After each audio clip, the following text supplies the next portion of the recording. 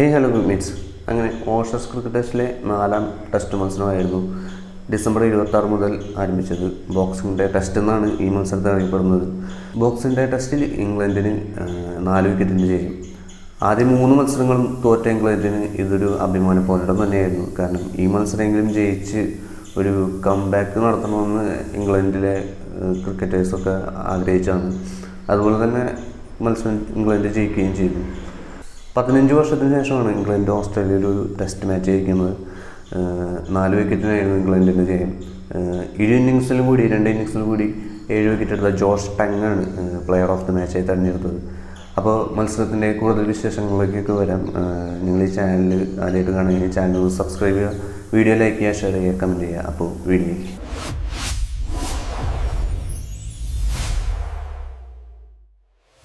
പെർത്തിൽ വെച്ച് നടന്ന ആദ്യ മത്സരത്തിൽ ഇംഗ്ലണ്ടിനെ ഓസ്ട്രേലിയ 8 വിക്കറ്റിനാണ് തോൽപ്പിച്ചത്.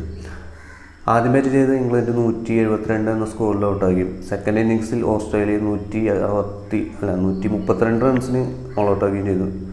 എന്നാൽ വീണ്ടും ബാറ്റ് ചെയ്ത ഇംഗ്ലണ്ട് വീണ്ടും ഏകദേശം 164 ആ സ്കോറിൽ തന്നെ വീണ്ടും ഓൾ ഔട്ടായി. അങ്ങനെ ഓസ്ട്രേലിയക്ക് മുന്നിൽ വെറും 204 റൺസിൻ്റെ ടാർഗറ്റാണ് മുമ്പിൽ വെച്ചത്.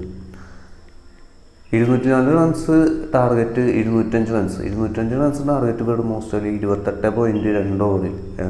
ട്രാവൽസാറിൻ്റെ വെടിക്കെട്ട് ബാറ്റിങ്ങിന് മുന്നിൽ അതൊന്നും അത്ര വലിയ സ്കോറായിരുന്നില്ല. T20 സ്റ്റൈലിലുള്ള ബാറ്റിംഗ് ആയിരുന്നു ട്രാവൽസാറിൻ്റെ ഭാഗത്ത്. വെറും 2 ദിവസം കൊണ്ടാണ് ആദ്യ ടെസ്റ്റ് അവസാനിച്ചത്. 13 പന്തിൽ 123 റൺസ്, അതായത് 16 4ഉം 4 6ഉമാണ് ആ ഒരു ട്രാവൽസാറിൻ്റെ ഇന്നിങ്സിൽ വന്നത്. ഏകദേശം 50% റൺസും അദ്ദേഹത്തിൻ്റെ ബൗണ്ടറികളിലൂടെയായിരുന്നു. അങ്ങനെ ഓസ്ട്രേലിയക്ക് ആദ്യ മത്സരത്തിൽ 8 വിക്കറ്റിൻ്റെ ഗംഭീര വിജയം. 2 ഇന്നിങ്സിലായി 10 വിക്കറ്റ് നേടിയ മിച്ചൽ സ്റ്റാർക്കാണ് ആ മത്സരത്തിലെ പ്ലെയർ ഓഫ് ദി മാച്ചായി തന്നെ എടുത്തത്. ബ്രിസ്ബെയിനിൽ വെച്ച് നടന്ന 2ാം ക്രിക്കറ്റ് ടെസ്റ്റിലും ഓസ്ട്രേലിയക്ക് തന്നെയായിരുന്നു ജയം. 8 വിക്കറ്റിനായിരുന്നു ഓസ്ട്രേലിയ ആ മത്സരം ജയിച്ചത്. ആദ്യം ബാറ്റ് ചെയ്ത ഇംഗ്ലണ്ട് 334 റൺസിന് ഓൾ ഔട്ടായി. ഓസ്ട്രേലിയയുടെ ആദ്യ ഇന്നിങ്സ് 541 റൺസാണ് അവർ ഒരു ആദ്യത്തെ ഇന്നിങ്സിലെടുത്തത്. ഒരു ബാറ്റർമാർ പോലും സെഞ്ചുറി കണ്ടെത്താനാവാത്ത ആ ഒരു ഇന്നിങ്സിൽ 5-6 ബാറ്റ്സ്മാൻമാർ 50 എബോവ് സ്കോർ ചെയ്താണ് ആ ഒരു സ്കോർ. ഈവൻ 511 സ്കോറിൽ ഒരു സെഞ്ചുറി പോലും ഇല്ലെന്ന് അങ്ങനത്തെ ഒരു ഇന്നിങ്സ് വളരെ റയറായിട്ട് കാണുന്നതാണ്. അങ്ങനെ ഒരു ഇന്നിങ്സ് ആയിരുന്നു ഓസ്ട്രേലിയയുടെ 2ാം ടെസ്റ്റ് മാച്ചിൽ നമ്മൾ കണ്ടത്.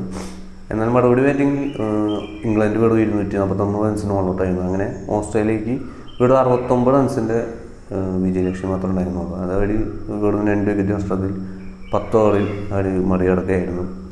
2 ഇന്നിങ്സിലുമായി 8 വിക്കറ്റും അതുപോലെ തന്നെ ബാറ്റിങ്ങിൽ 77 റൺസിൻ്റെ കോൺട്രിബ്യൂഷനും നടത്തിയ മിച്ചൽ സ്റ്റാർക്ക് തന്നെയായിരുന്നു 2ാം മത്സരത്തിലും പ്ലെയർ ഓഫ് ദി മാച്ചായി തിരഞ്ഞെടുത്തത്. അഡ്ലേഡിൽ വെച്ച് നടന്ന 3ാം മത്സരത്തിൽ ഓസ്ട്രേലിയയുടെ ജയം 82 റൺസിന്. ഇത്തവണ ഓസ്ട്രേലിയ ആയിരുന്നു ആദ്യം ബാറ്റ് ചെയ്തത്. ആദ്യ ഇന്നിങ്സിൽ അവർ 371 റൺസ് സ്കോർ ചെയ്തു. ഇംഗ്ലണ്ടിൻ്റെ ആദ്യ ഇന്നിങ്സ് 286 റൺസിന് അവസാനിക്കുകയായിരുന്നു. 2ാം ഇന്നിങ്സിൽ ഓസ്ട്രേലിയ വീണ്ടും ഒരു 349 റൺസ് കൂടി ചേർത്തോടെ ഇംഗ്ലണ്ടിന് ജയിക്കാൻ 435 എന്നൊരു ടോട്ടലായിരുന്നു, ടാർഗറ്റായിരുന്നു അവർക്ക് മുമ്പിൽ ഓസ്ട്രേലിയ വെച്ചത്. 435 എന്ന ടാർഗറ്റ് ചേസ് ചെയ്യുകയാണെങ്കിൽ ഇംഗ്ലണ്ട് ഒരു പ്രതിരോധപരമായ ഇന്നിങ്സ് തന്നെയായിരുന്നു. ഏകദേശം 5 ദിവസം തന്നെ കളി നിന്നൊരു മാച്ച് കൂടിയായിരുന്നു 3ാം ടെസ്റ്റ് മത്സരം. ആദ്യ 2 മത്സരങ്ങളൊക്കെ പെട്ടെന്ന് തന്നെ അനുസരിച്ചെങ്കിലും ഈ ഒരു മത്സരം എന്ന് പറയുന്നത് ഇംഗ്ലണ്ട് കുറച്ചുകൂടി പ്രതിരോധപരമായി, അതായത് ഒരു ബാസ്ബോൾ ശൈലിയൊക്കെ മാറ്റി ഒന്നുകൂടി ഒരു ടെസ്റ്റ് മാച്ച് എന്ന രീതിയിൽ അവർ കണ്ട ഒരു മത്സരം കൂടിയായിരുന്നു അഡ്ലേഡിൽ നടന്ന 3ാം ക്രിക്കറ്റ് ടെസ്റ്റ് മത്സരം. അങ്ങനെ ഓസ്ട്രേലിയയുടെ 435 എന്ന സ്കോർ ചേസ് ചെയ്യാൻ ഇംഗ്ലണ്ട് 352 എന്ന സ്കോറിൽ ഓൾ ഔട്ട് ആവുകയായിരുന്നു. ഓസ്ട്രേലിയക്ക് 82 റൺസിൻ്റെ വിജയം. അങ്ങനെ ഓഷസ് സീരീസിൽ 3-0 എന്ന ആധികാരികമായ ഒരു ജയത്തോടെ അവർ ഓഷസ് പരമ്പര സ്വന്തമാക്കുകയും ചെയ്തു. എന്നാൽ മെൽബണിൽ വെച്ച് നടന്ന 4ാം ടെസ്റ്റിലാണ് ഇംഗ്ലണ്ടിൻ്റെ ഒരു കംബാക്ക് നമ്മൾ കണ്ടത്. ഡിസംബർ 26 തുടങ്ങിയ ബോക്സിംഗ് ഡേ ടെസ്റ്റ് എന്നാണ് പറയുന്നത്. ബോക്സിംഗ് ഡേ ടെസ്റ്റിൽ ഇംഗ്ലണ്ടിൻ്റെ പഞ്ച് എന്ന് വേണമെങ്കിൽ പറയാം. ഇംഗ്ലണ്ടിൻ്റെ ഒരു കംബാക്ക് ആയിരുന്നു ഒരു ടെസ്റ്റ് മാച്ചിൽ നമ്മൾ കണ്ടത്. ആദ്യം ബാറ്റ് ചെയ്ത ഓസ്ട്രേലിയ വെറും 152 റൺസിൽ ഒതുക്കി. എൻ്റെ ആദ്യത്തെ ഇന്നിങ്സിൽ 110 റൺസിനാണ് ഇംഗ്ലണ്ട് ഓൾ ഔട്ടായത്. ഇതൊരു കംബാക്ക് എന്ന് പറയാൻ പറ്റില്ല. എന്നാൽ 2ാം ഇന്നിങ്സിനിറങ്ങിയ ഓസ്ട്രേലിയ 132 റൺസിന് എറിഞ്ഞിട്ടാണ് ഇംഗ്ലണ്ട് അവരുടെ കംബാക്ക് തെളിയിച്ചത്. വെറും 178 റൺസ് മാത്രം വിജയലക്ഷ്യമായ ഇംഗ്ലണ്ട് വെറും 6 വിക്കറ്റിന് ആ ഒരു റൺസ് മറികടക്കുകയായിരുന്നു. ഇത് 2 ഇന്നിങ്സിലുമായി 7 വിക്കറ്റ് എടുത്ത ജോഷ് ടങ്ങാണ് ഇംഗ്ലണ്ടിൻ്റെ പ്ലെയർ ഓഫ് ദ മാച്ചായി തിരഞ്ഞെടുക്കപ്പെട്ടത്.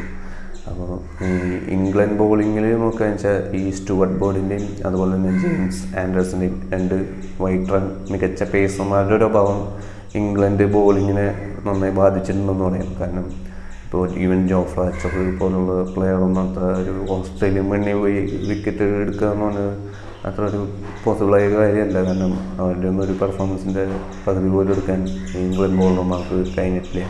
അപ്പോൾ ഇരുവരെയും പകരം വയ്ക്കാൻ പറ്റിയ താരങ്ങൾ ഇംഗ്ലണ്ട് കണ്ടെത്തേണ്ടതായിട്ടുണ്ട്. ഈവൻ ഇപ്പോൾ കഴിഞ്ഞ മത്സരത്തിൽ ജോഷ് ടങ്ങിനെ പോലുള്ള നല്ല ബോളർമാരെ ഇംഗ്ലണ്ട് എന്തായാലും കണ്ടെത്തി മതിയോ, അല്ലെങ്കിൽ വളർത്തിയെടുത്തേ മതിയാവും. എന്നാലും ഇനിയും ഇംഗ്ലണ്ടിന് ടെസ്റ്റിലായാലും 1 ഡേയ്സിലായാലും നല്ലൊരു ഭാവി ഉണ്ടാവുള്ളൂ. സിഡ്നിയിലാണ് അടുത്ത ആഷസ് ക്രിക്കറ്റിലെ അവസാനത്തെ മത്സരം. അങ്ങനെ അടുത്ത വർഷമാണ്, മീൻസ് അടുത്ത മാസം ജനുവരി 4-നാണ് ഇംഗ്ലണ്ട് ഓസ്ട്രേലിയ തമ്മിലുള്ള ആഷസിലെ അവസാന മത്സരം നടക്കുന്നത്. അപ്പോൾ ഈ ഒരു മത്സരം കൂടി വിജയിച്ച് ആത്മവിശ്വാസത്തോടെ ഇംഗ്ലണ്ടിലേക്ക് മടങ്ങുക എന്നൊരു പ്രതീക്ഷയാണ്. ഇംഗ്ലണ്ടിൻ്റെ ഏകദേശം 2015-ലാണ് അവരൊരു ആഷസ് പരമ്പര ജയിക്കുന്നത്. അപ്പോൾ അടുത്ത പരമ്പരയെങ്കിലും ജയിക്കാനുള്ള ശ്രമം ഇംഗ്ലണ്ടിൻ്റെ അടുത്തായിരിക്കും. അപ്പോൾ അടുത്ത മാച്ചിൻ്റെ വിശേഷങ്ങളുമായി വീണ്ടും കാണാം. അതുവരെയും ഗുഡ് ബൈ.